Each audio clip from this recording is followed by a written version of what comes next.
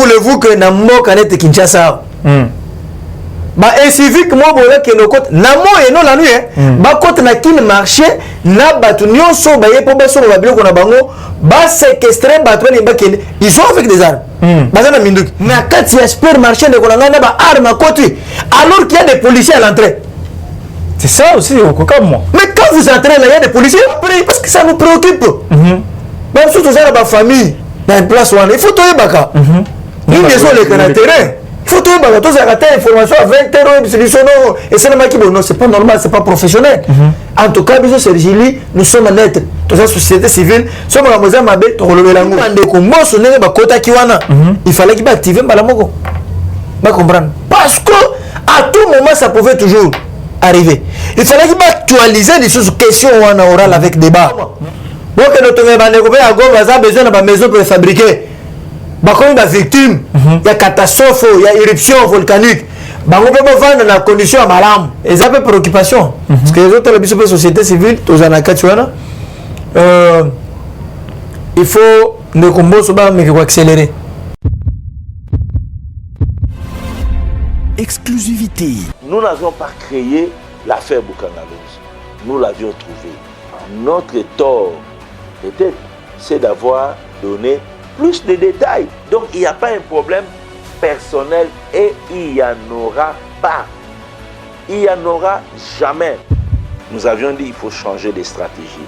Au lieu de venir contrôler, arrêter les gens et ne pas récupérer ce qu'on peut récupérer, on instaure la patrouille financière qui en réalité est le contrôle concomitant. C'est-à-dire la patrouille financière, c'est une opération de contrôle qui se fait au même moment que les personnes sont en train de gérer. Nous militons efficacement pour qu'on puisse réformer les immunités. Les immunités doivent être là, mais ça doit être bien défini pour permettre aux personnes qui ont détourné que ces personnes-là puissent être interpellées par la justice. Il y a eu débâcle. Boukangalonzo, c'est une débâcle. Ça, c'est indiscutable. C'est un fiasco. C'est un échec. J'avais pris l'engagement de lutter sévèrement ou de lutter vigoureusement contre les antivaleurs dans les finances publiques, à savoir les détournements, les deniers publics, les malversations, ainsi que les faits de corruption. Et pour y arriver, il fallait qu'à l'intérieur de l'inspection générale des finances, que je puisse avoir des inspecteurs intègres. Vous avez appris d'ailleurs, quand nous avions contrôlé les fonds Covid, le ministre de la Santé était passé pour reverser les reliquats qu'il détenait par devers lui. Si nous n'avions pas contrôlé, il n'allait pas reverser. L'esprit que vous voyez dans les voleurs qui volent au marché central dans les sacs, que vous voyez dans les voleurs qui volent dans des maisons, c'est le même esprit que vous trouvez dans les voleurs qui sont gestionnaires publics, avec cravate ou à qui que ce soit. C'est le même esprit, même réaction. Cette plainte, moi je considère que c'est du théâtre. Si vous n'avez pas le temps de suivre le théâtre parce que vous n'en avez pas, vous pouvez lire cette plainte. C'est vraiment du théâtre. On ne peut pas poursuivre un inspecteur pour avoir fait le travail et pour avoir dit qu'il y a des détournements.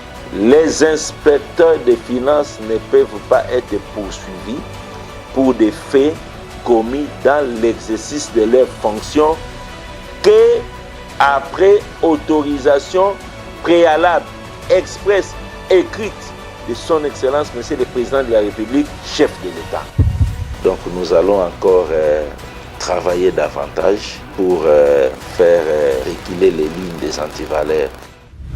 Interview exclusive de l'inspecteur général des finances, Alinguete Jules, à lire en intégralité dans Eshima Magazine. Eshima Magazine, un nouveau standard d'information. Vous informer au quotidien, c'est notre devoir. Chercher l'information pour vous, c'est notre passion.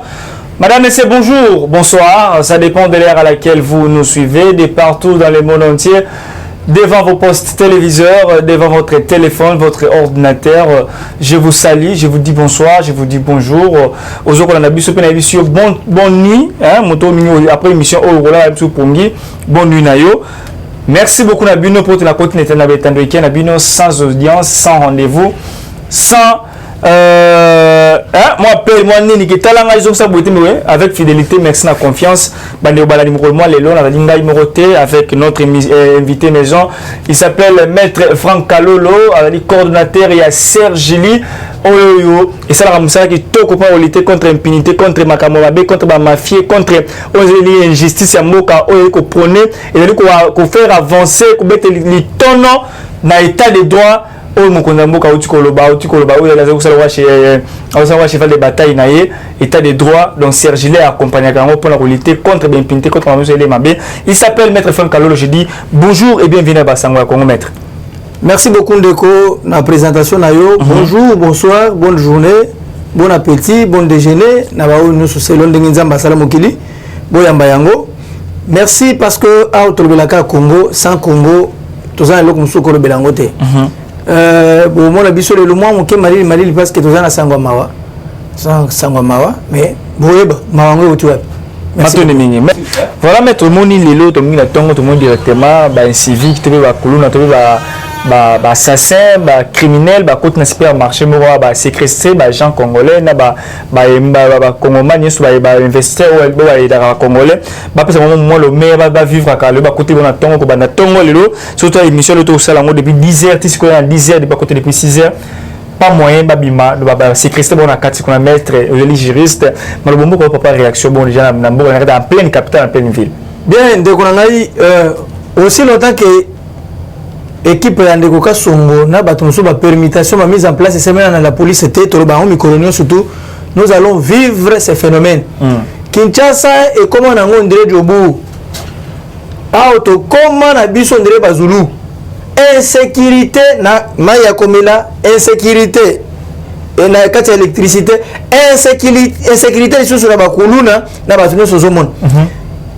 ndeko sécurité ils ont vraiment des règles à Onakati na ville à Kinshasa pour ne pas parler il y a RDC de manière générale. Comment voulez-vous que na mboka net Kinshasa ba civique mo bola ke no côté na mo et non la nuit ba côté na kin marché na batu nyonso ba yepo ba so ba biloko na bango ba séquestrer batu ni ba kende ils sont avec des armes ba na minduki ba kangi ba porte ba ya kase ba bengi police tina minute police peut inactive on ne sait pas ce qui va se passer ba auto compé kala test qu'on a dit vous ba compé kala minute événement bandi 6h du matin mais il est héros to zali so ki 10h 11h moins bango ba comme ce que la police ouais ba yaka on dirait ba nini o bembo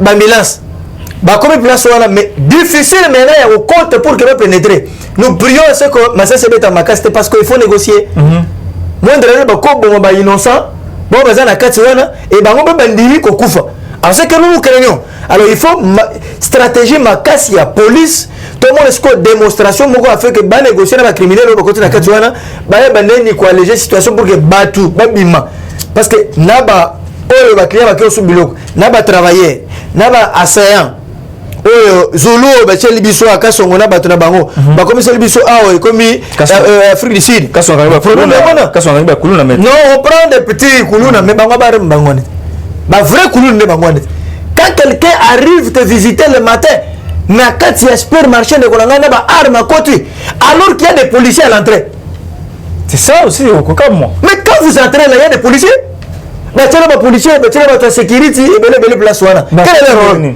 ah il faut se poser la question bazana ba caméra te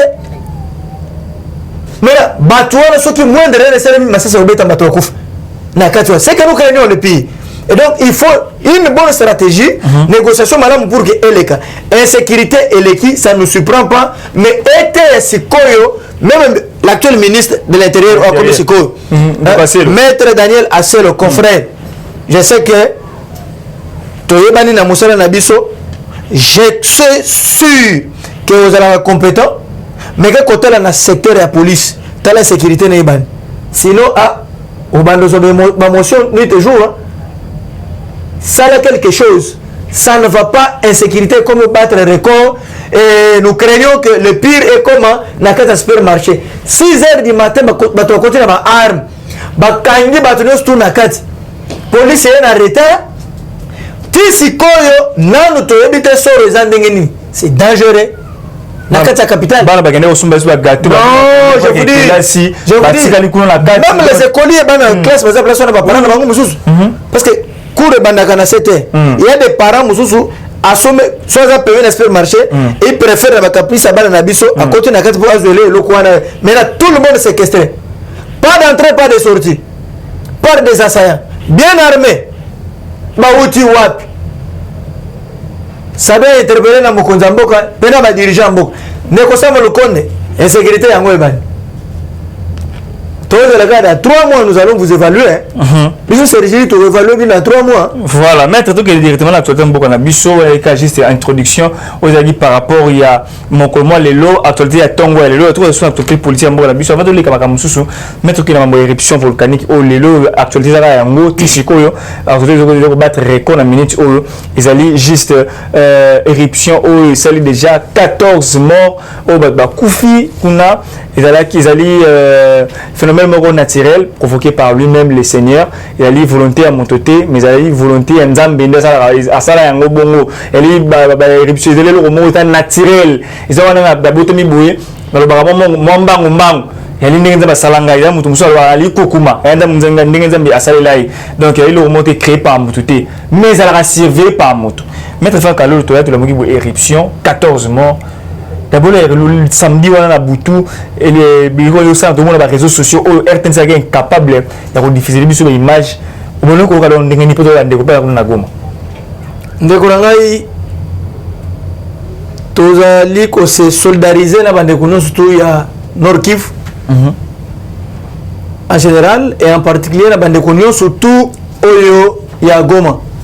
Nos sincères condoléances et abisso Sergili, Topé Sibino Ango.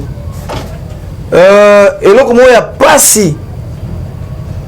Et ça que même nombre de chiffres de personnes, ils ont 14 morts. Oh, maître. Non, nous avons aussi des familles là-bas, à Goma. Tu peux la bande c'est ce que nous vous disons. Non, il y a des gens, bilan, ils ont Koba. Ils ont Koba. Tu sais, un ministre, il y a porte-parole au gouvernement, après ça, il y a information à temps réel. Donc après une heure du temps, après situation.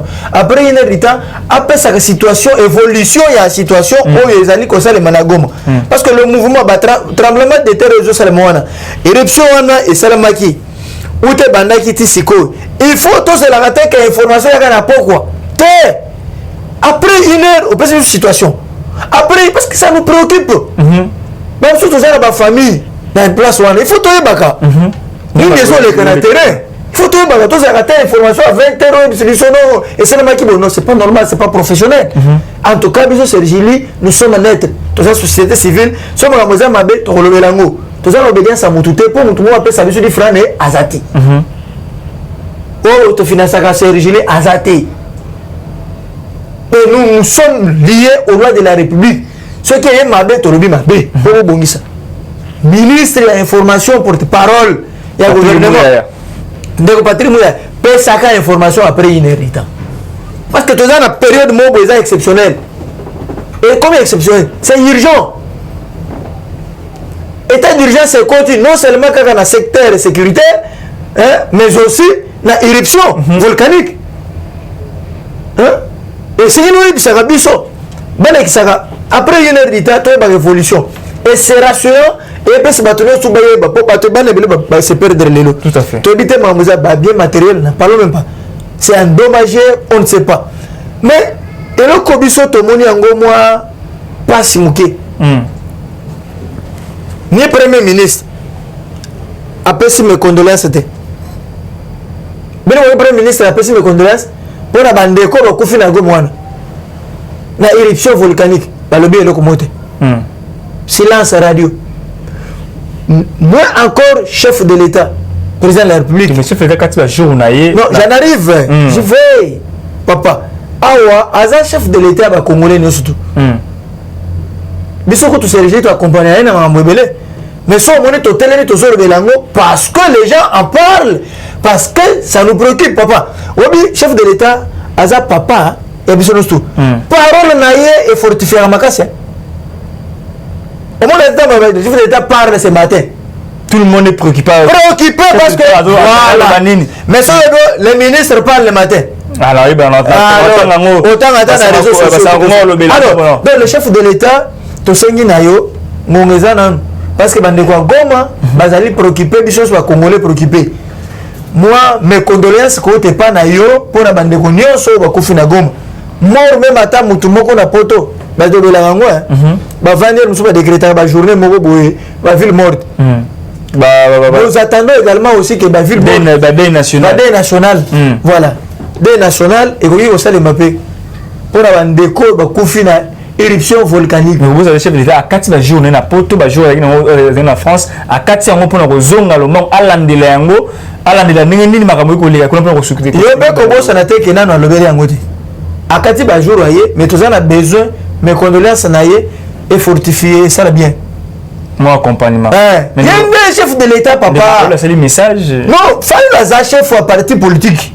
Mais il faut une autorité morale il a décidé n'a pas une autorité morale à Sergini mais président de la République Azamoko Moïse Katumbi n'a pas ce message Moïse Katumbi est président il y a ensemble on se comprend donc il y a une autorité morale il y a ensemble n'a pas une autorité morale à Sergini faut une autorité morale décidée ainsi de suite mais bien surtout tous un assez il y a drapeau mais on a qu'un seul chef de l'État Ouazali Félix Antoine Tshisekedi Tshilombo notre chef de l'État.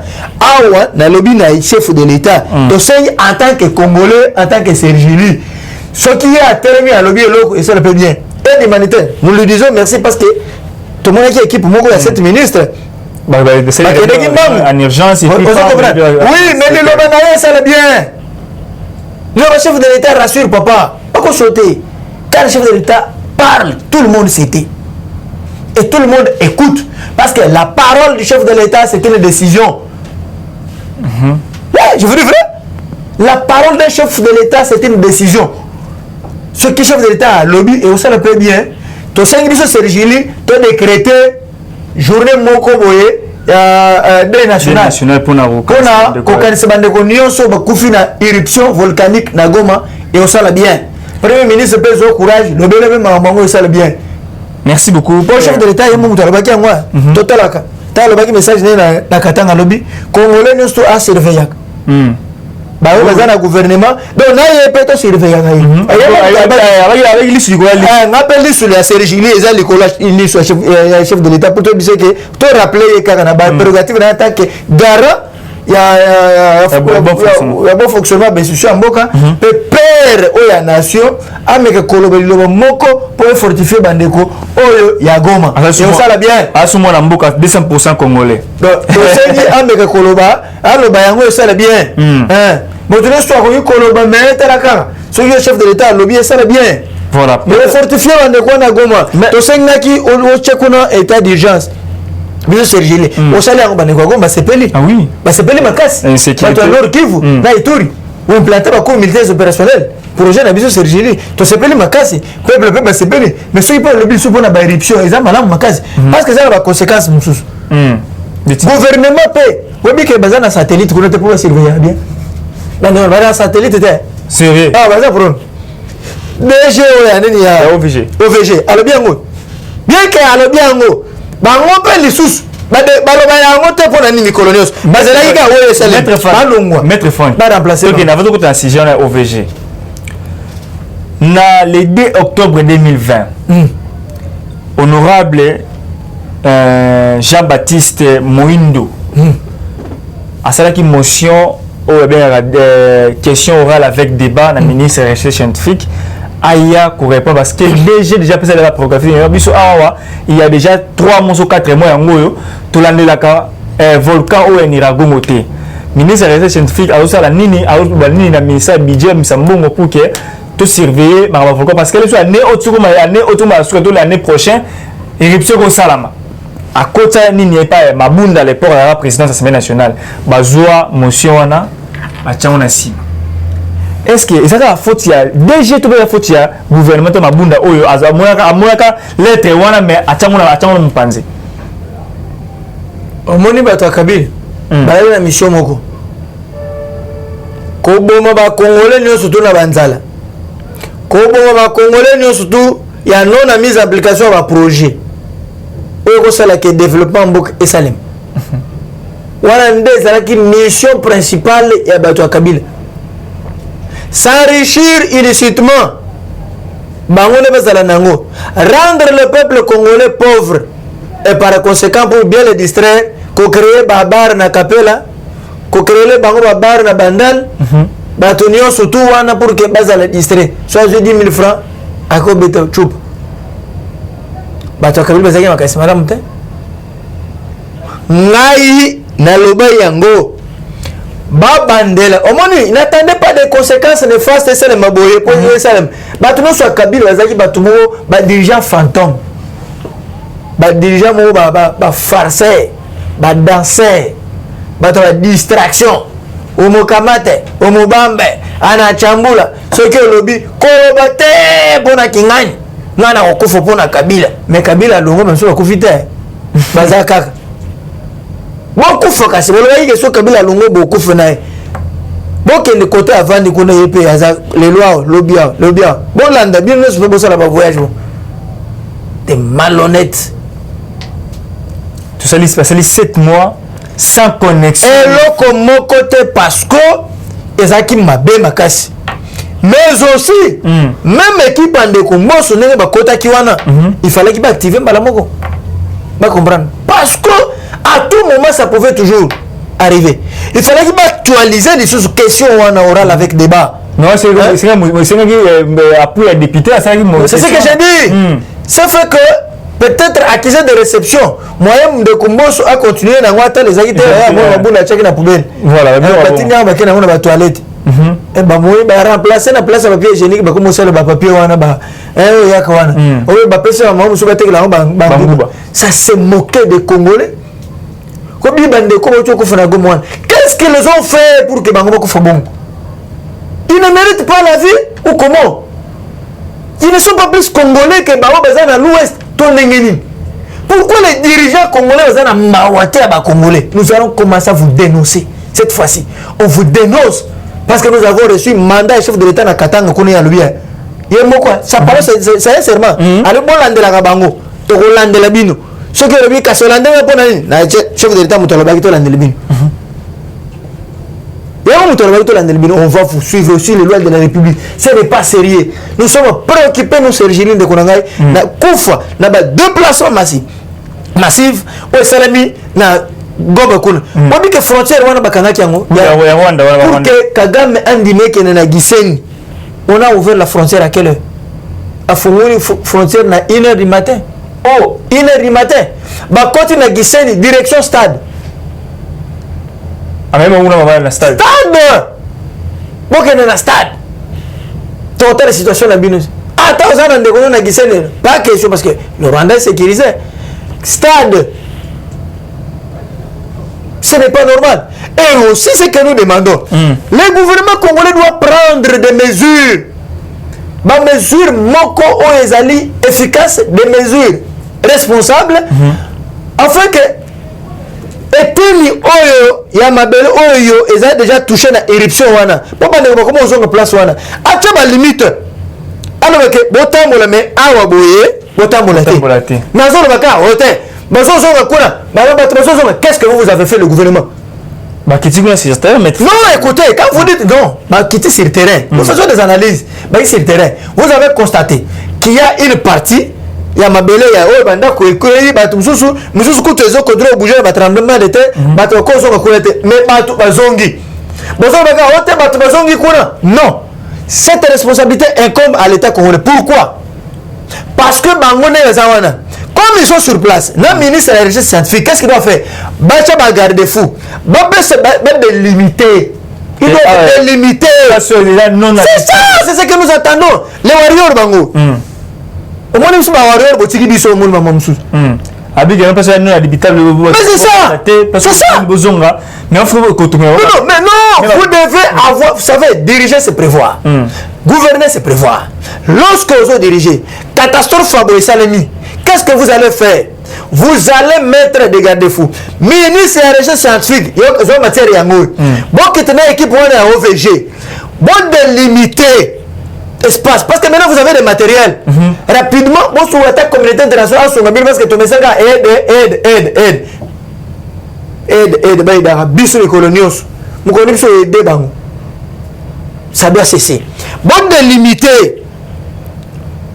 limiter papa bon dit que non espace oh tala ce qui boye souka out zone comme rouge moto à côté T ouais à côté kuna allez sanction les gens vont comprendre et vous aussi vous mettez des moyens vous checkez quand mon campement vous checkez le place one des maisons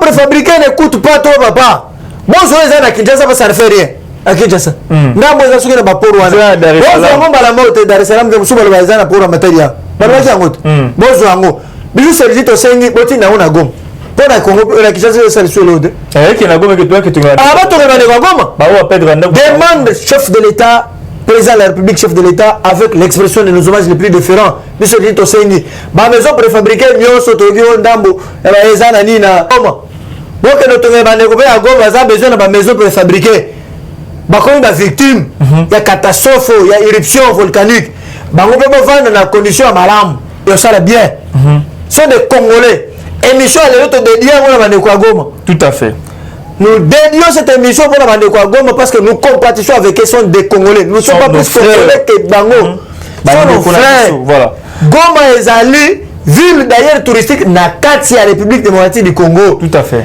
et une province ozali ko fulu qui seza na bomengo mingi ouais tant de chaque peine à trésor public ouais je sais que le gouvernement central a appelé laissez-moi vous dire que ba recette mususu ya Goma ya nini ya Nord Kivu ils ont financé sur la province mususu oui pour fonctionner alors bato bande kwa boye bongo biso pona ni teto combattre na ba maison préfabriquée o eza out o eza pona biso to moni petit no sali swati agence Mobo ya Onjemo lancé campagne à contribution $1 objectif atteindre ce qui $100,000 ou $500,000 comme ça pour la reconstruction là la contre la campagne on a la contribution de ceci les individus donnent quel est le rôle de l'État congolais.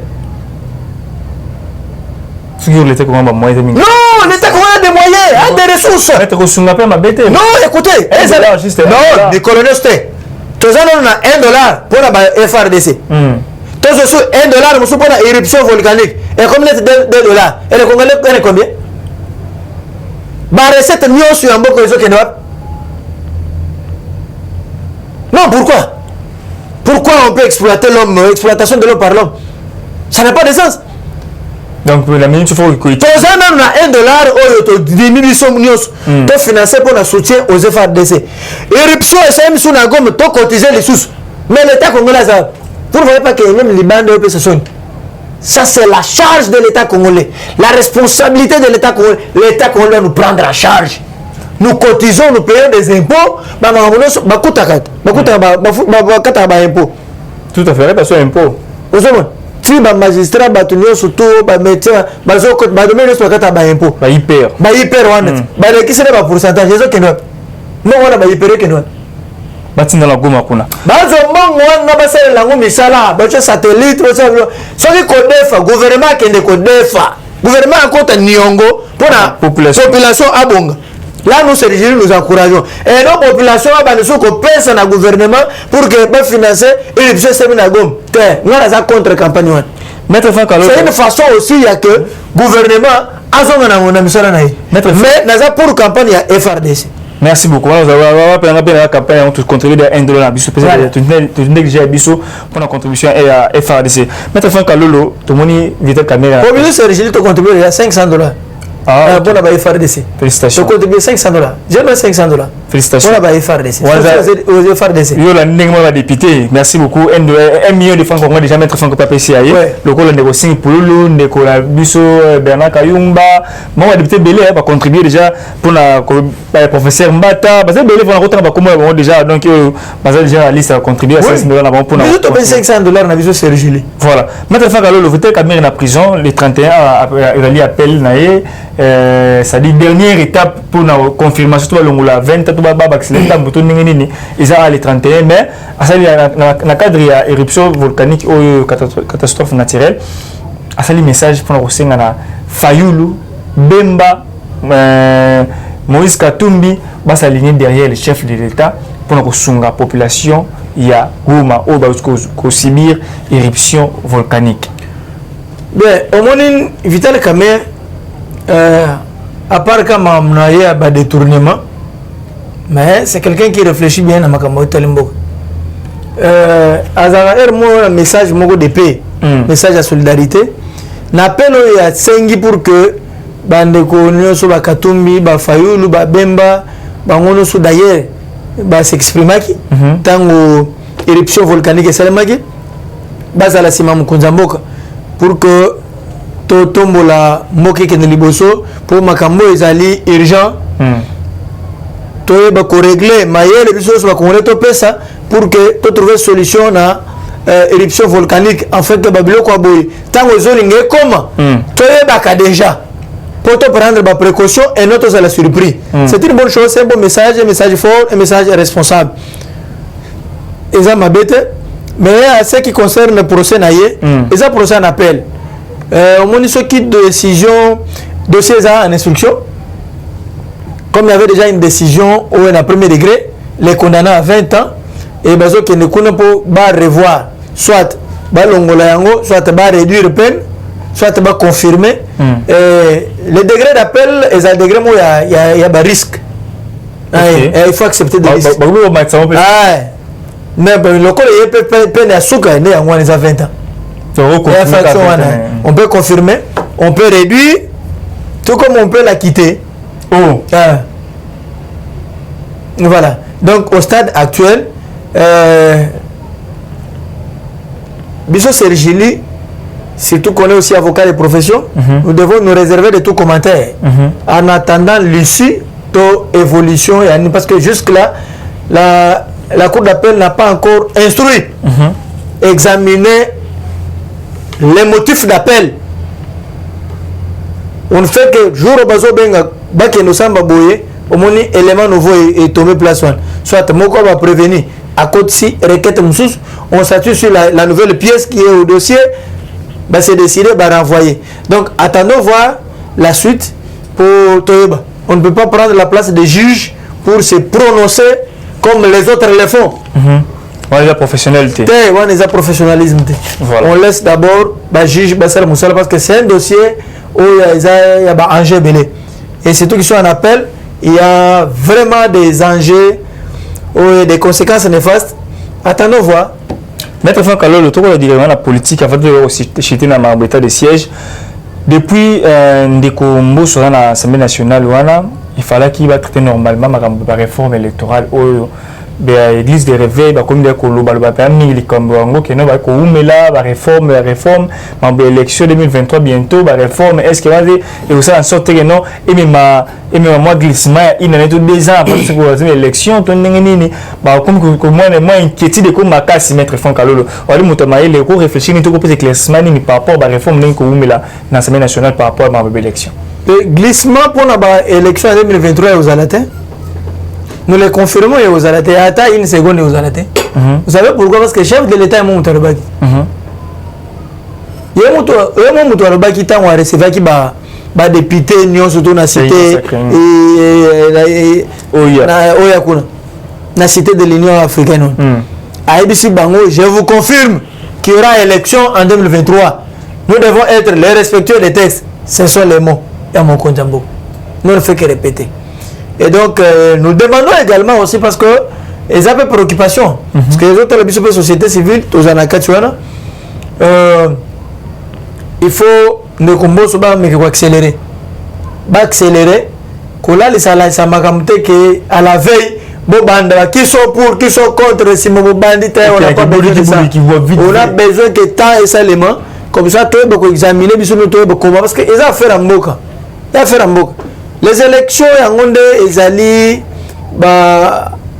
formule où le peuple a s'exprimer. Le peuple ne peut s'exprimer que par voie et par référendum, peut par voie et urne. Alors, il faut beaucoup de temps pour que le peuple ait beaucoup examiné tout. Cacophonie, cafouillage, tout l'ignan, ne commence au Sénat, na bureau, na mobimba, pour mettre cette question à jour. enfin que bon bandeli sous ça bien parce que au moins conséquence là ni pour ceux qui vont voter loi qu'on va ici et qu'il y a dans Sénat deuxième lecture et au Sénat ça peut aussi prendre le temps OK tant comme dans Sénat et que pas chef de l'État pour promulguer ça peut aussi prendre le temps tout ça est à délai donc il faut le faire à temps pour que permettre qu'est-ce qu'il faut faire. Voilà, maître. Tout le directeur de l'Assemblée nationale, une convention Noël Tchani, j'espère que bien ancien candidat, candidat malgré l'élection 2018, a proposé loi OIO, proposition de loi sur la nationalité avant d'être président de la République démocratique du Congo. Il faut être des nationalités, c'est-à-dire des pères et des mères, d'être des Congolais. Et là, on voit la baise Mikolo, maître Fankalolo. Quels sont les risques et quels sont les avantages et les désavantages de la proposition de loi? On a dit que tu uses au monde en tant que juriste. Mais il y a aussi un bio en tant que coordonnateur et CRGD. Risque zali pour les Congolais infiltrés, bah faux vrai Congolais, ne pas na risque. Bah on est un bailleur de l'angle trop. Yo on est pas vrai Congolais parce que le quoi. Ils trouvent ça normal. Ils trouvent ça normal. Mais comment vous pouvez vous dire Congolais? On est ni pas origine na yo. Faut origine na yo. Et c'est sur base de l'origine, on peut se confiance à gérer frère, Nanyos. Mais l'origine nous a douteuse. Tout ce qui est dans la présidence, tant comme la présidente, on est bien, si on est le biso famille, comme 3 personnes. Tata moi c'est athée, nous quoi zate, on est zate, nous on ne peut pas accepter. Tout le monde moulongo la bino tata moi c'est ça va mindele. Oh, ata ba grec ba yaka ni na province orientale. Mais quand même, origine il faut ça. Non, cette loi, proposition de loi de Noël Tchani, papa, même aux États-Unis, yo botami na yo ningezawana balandelo magamuno bienté, bapé son président Sambok. Vous savez pourquoi cette loi est importante? C'est parce que nous sommes victimes. Nous sommes victimes. Tellement de Kabila aye ao. Franchement, les Congolais nous sommes les Congolais. Bah misusu azali Congolais. Il n'a pas bien dirigé. Parce qu'il est traumatisé quand on a marmot de la nationalité. À quel côté à régler? Ce qui est pas kanyo. Mais nous voulons régler cette situation. Proposition de loi n'est pas une loi. Pourquoi s'attaquer à M. Noël Tchani? Il y a une proposition de loi. Oh, il y a sali. Il soumet. Et c'est comme tout cela qui propose une proposition de projet, il y a l'état d'urgence. Nous avions soumis au chef de l'État. On a débattu avant Ben Mayango. Mais tant que te défendre en bien, ne défendre en bien plus de 25 minutes, il y a des défense, tu as beaucoup de ils ont trouvé que non, c'était pertinent et c'était urgent. M'adopter, mettre en application. Ça s'appelle proposition. Ce n'est pas encore une loi. Et mais canal le canal après sango député moko balek na parlement ba roler na unyango ba débattre et le canal vote et on verra la suite. Pourquoi s'acharner contre vous avez attaqué mingi loi ils ont attaqué mingi bato ya polo pembe ndenge bo identifier ne tingai boye ceux qui ne peuvent pas la ligne nigérian maman la congolaise na moindo bo identifier ngani papa vous avez attaqué mingi bato poso pembe wana lokota oui qui a pembe ou identifier facilement o ate papa mundele maman la congolaise qui nini fait Etienne Tshisekedi wa Mulum azaki pembe fait Etienne Tshisekedi wa Mulum azaki pembe bon ba congolais vont répondre à fait Etienne Tshisekedi wa Mulum azaki pembe te azaki pembe pour basali les kamute bato pembe mususu bazati na parlement ba ebele partout oui na Sénat tout ça ba mususu po ko na Caroline o bi pembe no za po toucher yote mais pour ni pembe ka ezolo ba problème c'est que ba yebi Mon déclaration déjà entre autres ndeko Moïse Katumbi qu'on a kata pour les patrons c'est ba hôtel mais que non loi là il est caté population s'est mobilisée contre loi Noël Tchani apparemment pour écarter Moïse Katumbi la candidature population ont instrumentalisé ba koki ko bitempéré na ba ordre mal donné ba ko bitempéré sinon ba okuta na gaz lacrymogène nanzel ça sera un ordre mal donné pour l'intérêt de l'individu Pourquoi? Laissez la loi, biso notre population, tout de suite, on peut se confiance dans 500 personnes que nous appelons les députés. 500 personnes qui représentent Congo Mobimba. Oh, population, c'est 90 millions, le nombre peut être balancé, 90 millions, 85 millions, nombre peut être balancé. Il faut bien identifier. Tout ça aussi. Et après, moi, la cause. Alors, tu peux se confiance dans les 500 députés. Laissons-les bâcher. La proposition n'est pas encore déposée. Alors, comment vous allez instrumentaliser 2, 3 individus, un groupe d'abattoirs et comme milice? On va les traquer? Il y a comme une milice. Ouais, comme milice. Maître Fanga, le dernier sujet, mon collègue. Et comme milice. Moi, je soutiens la proposition de loi de Ndeko Noël Tchani. Elle est qu'un parlement. Tu peux faire confiance dans 500 personnes que nous appelons les députés nationaux. Étudiants. Étudier, conséquence, ceux qui sont électés, les mêmes députés là ont leur base. Tant que la vacance, la base, la même question sera posée par la population et elle sera en mesure de répondre à la population. Pourquoi l'Uniona et les cas avantages et désavantages des années que de prendre un groupe de gens, pourquoi il n'y a pas de Congolais qui réfléchissent? Nous réfléchissons. Hein? Tu as 500, ceux qui sont 30 personnes en Zélande. Gaz. Maître Fankalolo, état de siège, tu sais, l'état de siège, malgré l'éruption volcanique qu'on a à Goma, mais la FRDC va traquer, les loups va traquer 26 miliciens Codeco, a traqué Bango. Donc, et puis, na Ituri, on a 7 assaillants qui ont arrêté. Et puis, 4 groupes armés dans le nord, puis na Ituri, pour remettre les armes. Par rapport déjà aux résultats extraordinaires, il y a FRDC malgré la réalité. L'Ungonia, na musalo FRDC Zosala. L'Ungonia, na Mukonzamboka, on a état de siège, de Kretaki. Pour y avoir qui sont Sergili. Mais aussi, et là, nous sommes au sein de la FRDC,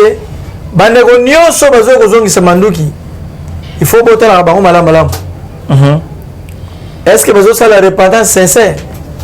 Est-ce que Mandouki besoin que Seigneur soit nesili? Il faut au contraire accentuer les sources du point de vue sécuritaire. Boye bakresu ba bastion na bango. Pour ebele bakunda ka Mandouki. Babombi yango quelque part besoin. Baby que ce cas moi qui besoin mukebe pas. Ba wa kota. Awo songa les sources wa Mandouki. Jurisprudence na zoya ngwa. Nande ko Mamadou Ndala. A traquer et c'est ça nini et sili. Baye ba déposer ba arme. Torobi kimi écoute. Après un temps, ba besoin. Arme on oteka. Ba misusu ba kunaga ngo. Baye kana repentance misusu ba la sincérité. Au moins besoin de sous. Alors cette fois-ci nous voudrons que bon traquer ba ngoti na suka. Bazon situation c'était pour Hollande la bango. Hollande la bango kaka. Tina souk. Peut même intégrer armée tel quoi de comment ba dit le timanga lui que non abi ma part qui sont ba contre armée. Elle a rebelle. Ba contre armée. Pour ba armée pe ba rebelle monsieur za ba kiana ba saki ba rebelle. Oh. Ah kasi. Ba rebelle. Il va mettre point gal. Oh. Rebelle ba saki ba rebelle. Na ba généraux mi ba lo ba to ba za ba gouverneur wan. Moko bisa ki te za ki na MLC so na RCD. Ah mais chef de Zabagio or benga wondo qui c'est voilà ce que nous disons c'est non armée et arrêté que ezali mutu non tribu kunezati bazonga ba intégrer armée ba longolo bango sko esprit ya zamba ba sko esprit ya ville on se comprend ba bandole sko ba beefsteak bien ba shawarma bembele sko moi ba castel kitoko on le bembela makila bato vraiment mais ça le bien. Merci beaucoup. Je me répète, Tchamba, Basanga Lungwila, et aussi Bango bien. Voilà, maître, tu vois la sous-commission, comment vous retenez? Voilà, on a repris ma télévision, la décision que je vais faire la bande de Kanabazam. Ouais, pour la innovation. Innovation pour la banque. Pour la rebelle, c'est innovation. On se comprend. On les a gagné, tenir mon là, tu peux pas former, tu peux costume, c'est pas innovation. Après, le peu moi, si on peut pas vendre, c'est normal, c'est que nous voulons. Ils doivent intégrer l'armée. Mais ce qu'on a au sein de l'armée, bah qu'on recycle bah on le sous. Bon on va ce que esprit wala mususu. Il y a des professionnels, bah moral la sika, bah tini bah sous la formation aussi que le sous. Bah il faut pas ça la pour pas ce secret. Merci beaucoup maître Moko mal mais ce que tu bango libanda, que libanda na tellement de quoi la BOT intégré armée. Ce n'est rien remettre. Mais bon, basaya na bandako. La bouton on de côté la biso à côté le balai. Biso le sozana ngwana. Abrako na mutu. Pas mais c'est l'esprit de arme nazam. Il parle avec l'arme et des munitions. Au lieu de le laisser parler avec la télévision ou avec les enfants à la maison. D'où intégrer l'armée. Recycler. La Congo central. Ouais, les secrets d'État. Mais d'abord, qu'on intégrer, pas qu'on intégrer. Tu comprends le secret d'État na kata caméra. Pour bangule mususu, ba faux vrai ba congolais ba yoka lingal. Vraiment. Ba ça les forums on a mutu comme on est kabé, ta la zone, on est à gauche. Mais kabé. Kabé. Mais abi si lubete aibi nini aibi munora mboka te aibi siketete aibi kisongete aibi kisongete aibi chilolote aibi chisala posute Moscou mutaboye bisanga azande ni azakabe andini. Vraiment. Merci beaucoup maître Franck Kalolo lelo mutumba na suka émission mo lelo nini ba ko retenir l'émission mo ko lelo pour que tout ko la clôturer émission ya lelo ba congolais ba retenir lelo ko moko te tozali na biso Sergili. Ce gouvernement a décrété, biso décrété, biso Sergili pour la bande ko ba kufina Goma. Ministre de la recherche scientifique satellite botare likamwana. Premier ministre na batro tiniwana, vous devez délimiter.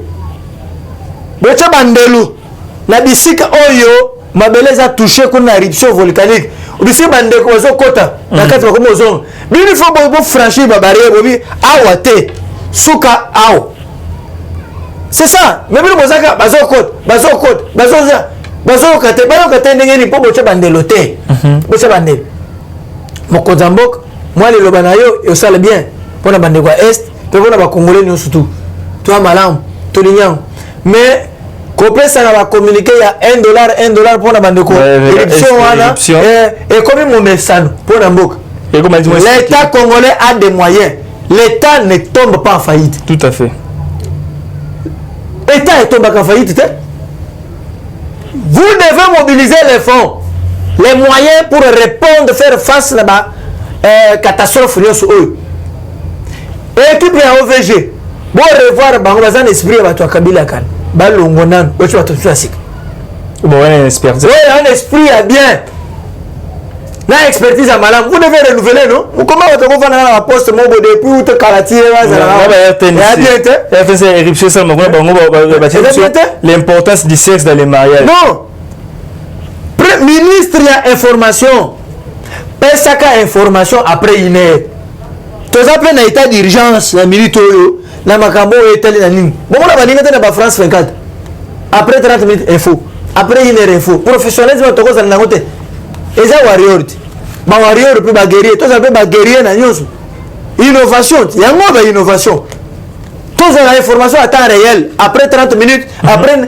Tout mon collecteur de sièges est aussi là. Tout mon collecteur éruption volcanique est aussi là. Il faut tous l'informer.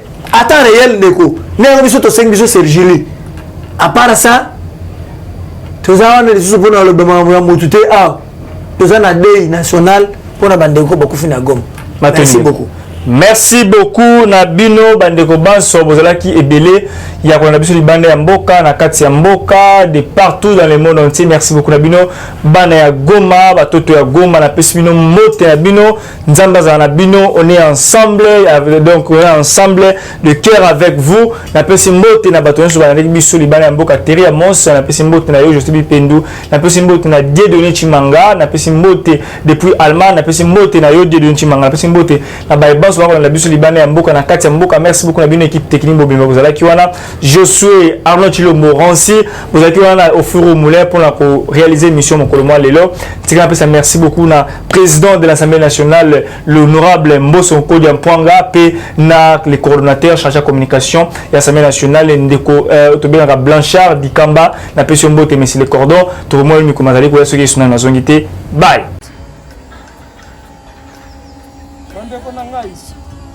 Conteneur yango ezokende le 26 mai lekokanga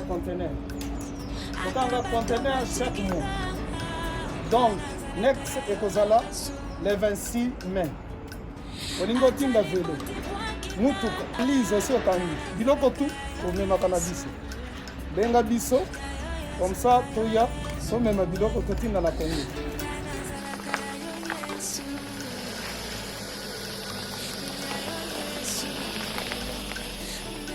Bandeko kari yango oyo touti kozongo ezokende Kinshasa. Oza na mutuka pesa biso ezoke. Merci. Le 26 mai, mosusu ekwende. Ya 2021 otoza nango. Donc tosalaka chaque mois. Oza besoin na carton benga biso. Biso ya monene yango. Moyenne yango. Boko moyenne. Yango. Na carton na biso ya moke. Oza na 3 dimensions. Oyo nyonso olingi otinda benga biso. Tozozwa ba vélo, tozozwa ba valise, mituka tozozwa. Donc eloko tout tozomema na Kinshasa.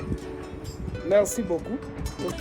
Mutuka, vélo, salon, biloko ndako, biloko tout tozomema. Donc vous hésitez que bobenga biso toza wana mpona